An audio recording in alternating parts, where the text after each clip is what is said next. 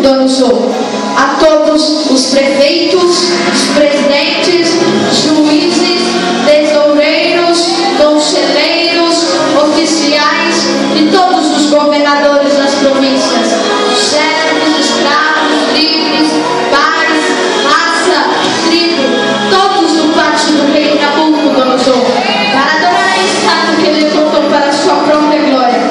Porém, aquele que não se dobrar perante a estátua será lançado na fornalha de chama. Assim disse o rei, assim se fará. Aleluia, Jesus.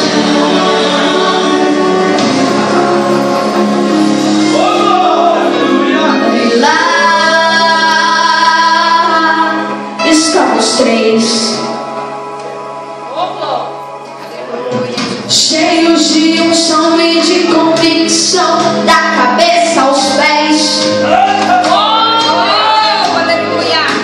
Um olhando para o outro, dizendo: não vamos nos prostrar,